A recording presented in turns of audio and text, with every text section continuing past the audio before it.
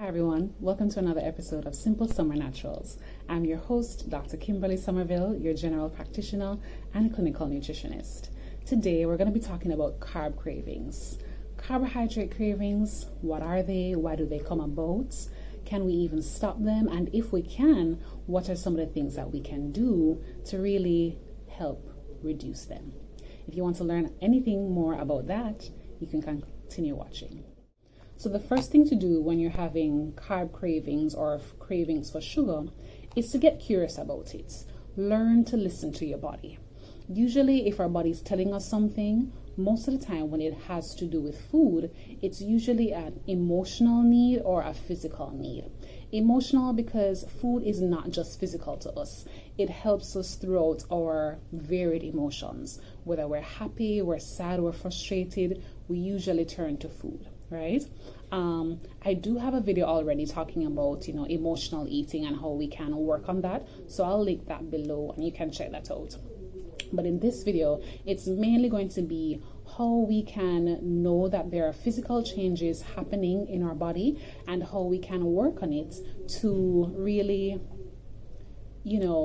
honor our carb craving or our sugar cravings, but just make it work for us and not feel guilty because we want the sweets or we want the pizza or we want the bread. It's a normal part of life and we just have to work with it or work around it so that we can fulfill both needs, emotional and physical. I have a carb craving flow chart that I found online that I'll also link below. It's mainly related to PCOS, but I do think there are many questions there that we can start practicing asking ourselves to see, where this craving comes from and then how we can work on it afterwards. So one of the first things that you want to think about with carb cravings is how are you getting food right now? Did you skip a meal? Did you add protein to your last meal? Did you add enough carbohydrates? Sometimes, we go on diets and cut out carbs or cut out fats or proteins, and these are usually the things that give us energy and make our body feel satisfied, right? So one of the main things I would want to say, if you're able to, is to not skip breakfast.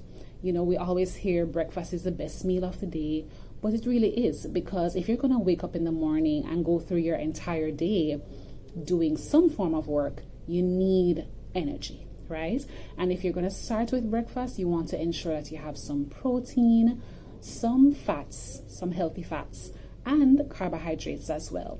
So when you don't have that, your body's cells is basically crying out for some sugar, aka carbs, to get that energy to work well.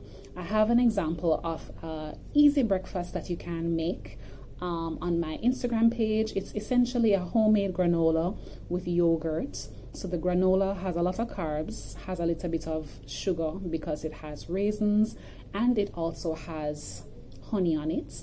And then the yogurt has good fats as well as protein because it's Greek yogurt. And I added some chia seeds and cinnamon. Cinnamon helps to basically regulate your blood sugar.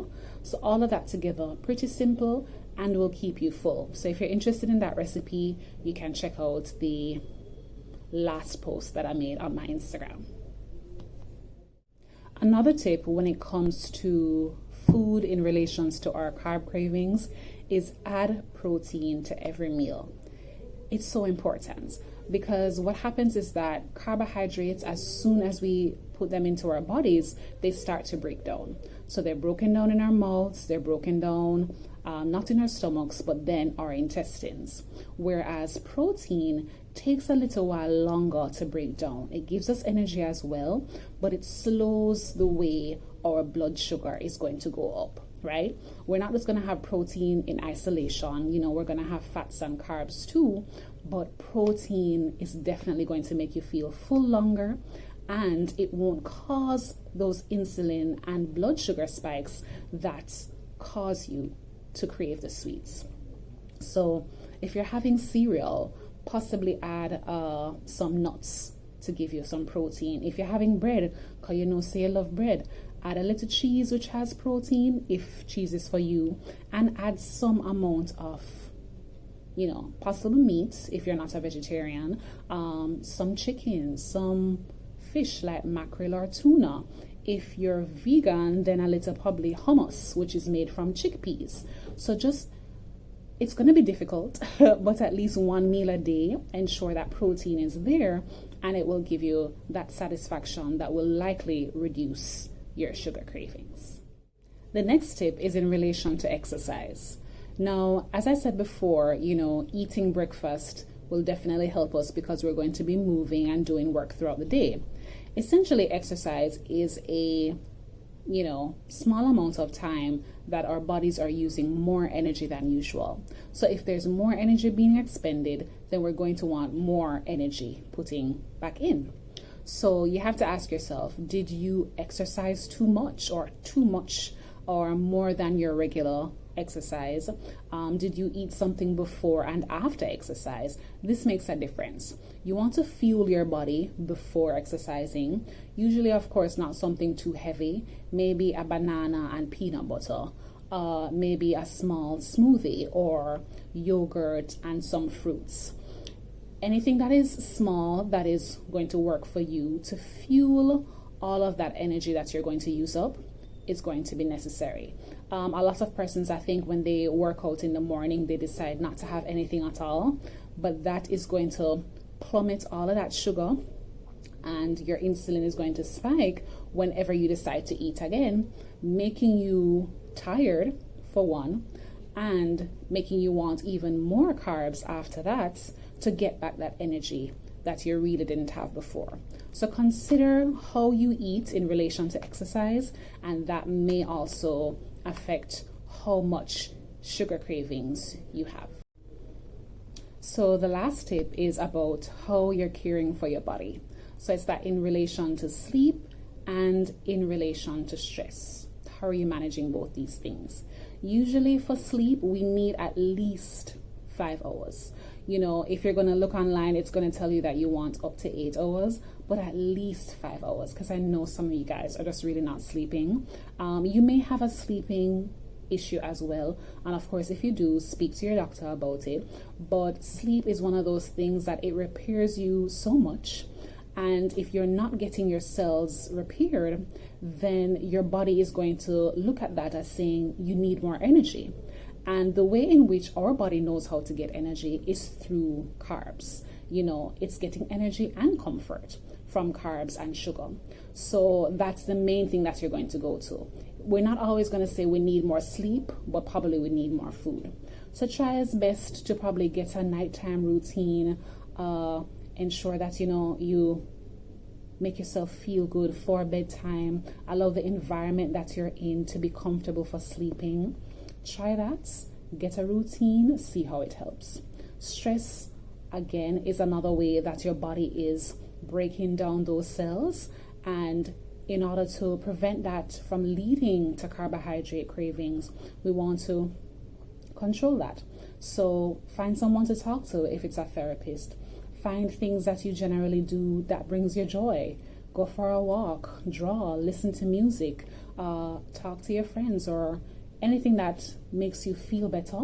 It's just another way to look at getting some comfort outside of food. The last thing I wanted to talk about, I think I said that the last time, is your food environment. So if all else fails, it's essentially how can I be a little bit more disciplined. I have a video talking about food environments, which essentially is allowing the food that you bring into your environment, which is usually your home, to reflect what you want to eat.